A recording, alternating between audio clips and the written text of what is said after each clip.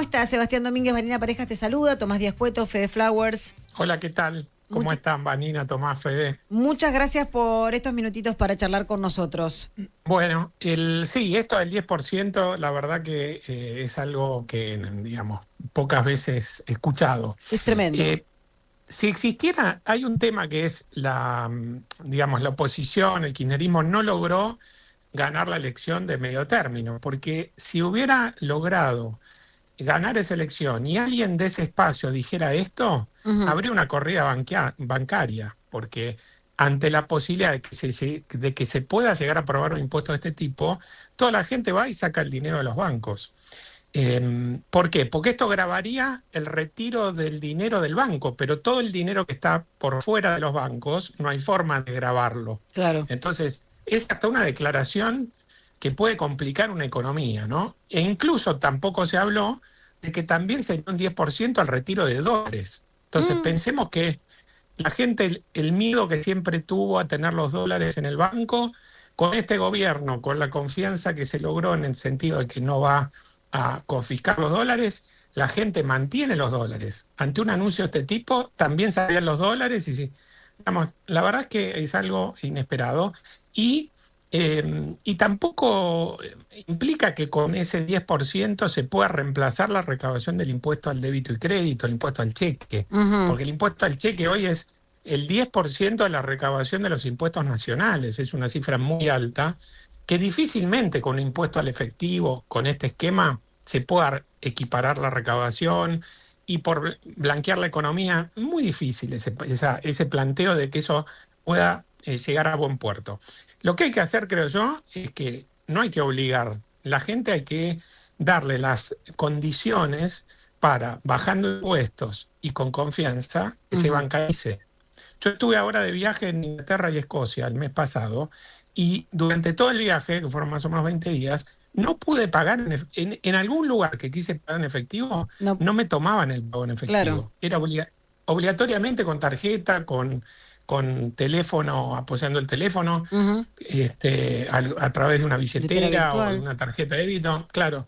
Pero no era, y eso es porque la sociedad sola tomó esas medidas. Bueno, yo creo que hay que ir hacia ese camino. Me parece bien la postura del gobierno de eliminar esto, como ha dicho, 20 impuestos que generan poca recaudación e ir bajando otros impuestos para bajar la presión tributaria y hacer que la gente cumpla, porque cuanto menos, digamos, cuando las alícuotas y los impuestos son menores, hay menos incentivo a evadir. Claro. Entonces, la gente prefiere cumplir porque no le cuesta tanto cumplir y no tener problemas. Sebastián, ¿por qué en este país son tantos los impuestos y son tan altas las tasas?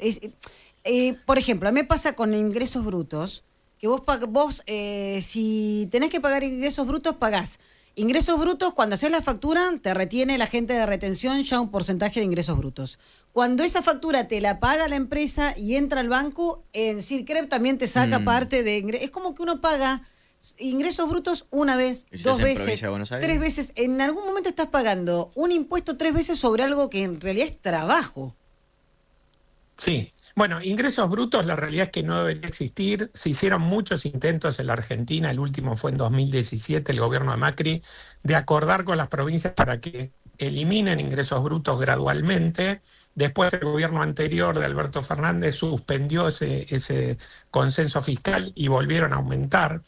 Y ahí hay dos problemas, como bien vos describís. Por un lado, el impuesto en sí, que es porque vos facturás, vendés, no importa si ganás, no ganás, tenés que pagar ingresos brutos, que a veces la alícuota, yo me acuerdo en la década del 90, la alícuota promedio era 3%. Hoy la alícuota promedio está en el 5%, o sea, incluso aumentó. Sí. Y como pagan todas las etapas, y no se permite que la etapa tome el crédito de la etapa anterior, entonces se aplica impuesto sobre impuesto. A vos te factura alguien, vos refacturás, estás aplicando ingresos brutos sobre ingresos brutos del anterior. Entonces, es un impuesto muy nocivo que hay que eliminarlo.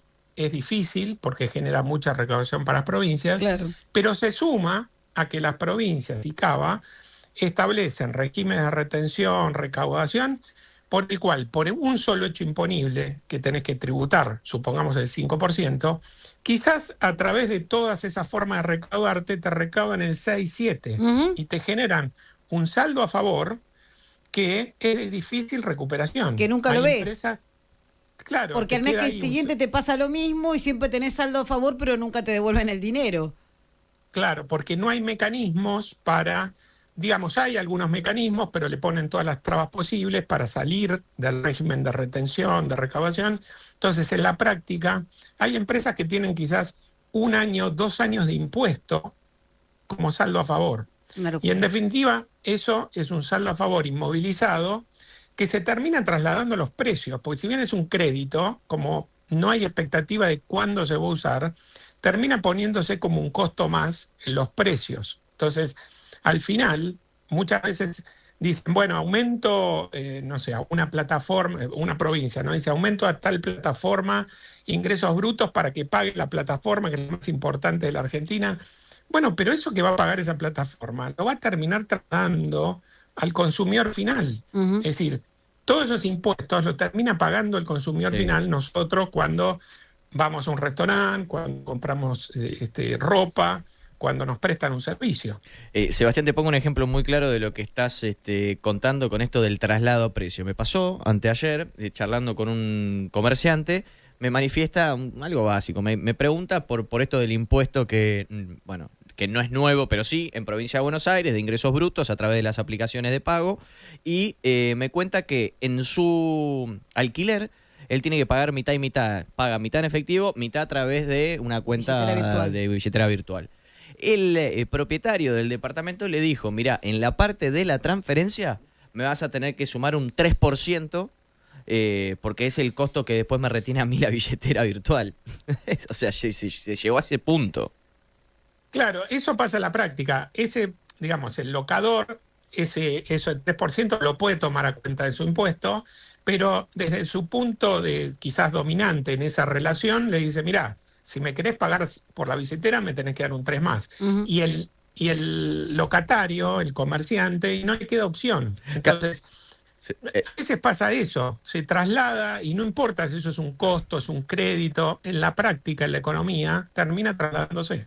Claro, lo que también me manifestaba es que esta persona en cuestión no tiene una cuenta bancaria. Pues yo le dije, ¿por qué no le pedís la cuenta, un CBU bancario, para que vos no tengas que pagar ese porcentaje? Y bueno, evidentemente, seguramente con las billeteras virtuales debe quedar menos huella o menos blanqueo que si uno tiene una cuenta bancaria. No, la realidad es que es lo mismo. Hay un pensamiento de mucha gente de esto, que si es una billetera virtual no hay registro, si es una cuenta bancaria lo hay. La realidad es que hay registros las dos iguales. Ajá. Y hoy por hoy los regímenes de información son iguales. Sí. Por lo cual es un mito eso de que si es una billetera no se informa, se pueden hacer transacciones no declaradas. No es así. Por lo cual sería indistinto. Pero bueno, puede ser que decida no tener cuenta bancaria y no queda opción. Con lo único que no hay registro es con la billulla, con el efectivo, sí, después todo lo que es digital termina dejando siempre un registro. Sebastián, tengo una pregunta con esto de la reforma tributaria que quiere impulsar el gobierno. ¿Es factible? ¿Se puede hacer de a poco? Porque imagino que es una sábana muy corta. Vos decís, bueno, empiezo a bajar impuestos, pero claramente si bajo los impuestos la recaudación me va a bajar un montón. Y si me baja la recaudación, me va a faltar dinero para un montón de otras cosas. ¿Cómo se puede hacer esto a largo plazo para que efectivamente todas las personas nos veamos beneficiadas por menos impuestos, pero que el Estado siga igual teniendo una recaudación que le posibilite financiar la educación, la salud, etcétera? Sí, bueno, el gobierno logró que se hable, digamos, que ya no se esté discutiendo que hay que tener superávit fiscal y hay que salir del déficit, ¿no? O sea, logró eso, ya son muy pocos los que dicen todavía que hay que tener déficit. Entonces no tiene que poner en peligro el superávit fiscal y es una de las patas importantísimas que no la va a poner en peligro. Eso implica que las bajas de impuestos que vas a hacer, si bien es cierto que bajar impuestos en el mediano plazo genera en principio mayor recaudación, la realidad es que en forma inmediata genera una baja de la recaudación. Entonces, es muy complejo, no se pueden bajar todos los impuestos a la vez, hay que hacerlo en forma gradual. Entonces, el gobierno se ha hecho trascender esto en estos días, porque todavía no se conoce la letra chica de la reforma, y va haciendo anuncios. Bueno, en esos anuncios va diciendo, los cambios van a ser paulatinos a lo largo del tiempo, que es razonable que así sea. Entonces, bajará ahora, en primera instancia, eliminará estos 20 impuestos que ha dicho que generan muy poca recaudación. Por ejemplo, no sé, impuesto a los pasajes al exterior. Cuando uno viaja al exterior paga el 7%. Pero para uno puede ser mucho, para el Estado es poco lo que se recauda. Impuesto interno a los automotores, a productos electrónicos, seguro. Bueno, todo eso lo podría eliminar ahora porque es poca recaudación. Los que generan más recaudación, como impuesto a las ganancias, impuesto al cheque, digamos, debe ir haciendo cambios, pero lentamente. A medida que va viendo que mantiene el superávit, bueno, puede ir cambiando. Pensemos que Brasil, que digamos, sancionó una reforma tributaria, se va a tomar hasta el 2033 para implementarla completamente. Claro. Entonces, ¿qué pasa? Brasil no es un país que dice una cosa y después hace otra, como ha pasado en Argentina. Entonces le creen a Brasil que de acá al 2023 lo va a implementar. Argentina, por la experiencia que dice una cosa y hace otra al final, es más complejo. Pero yo creo que están cambiando las cosas, por lo cual en estos 2 años que quedan de este mandato del gobierno, lo que diga se va a entender que lo va a cumplir.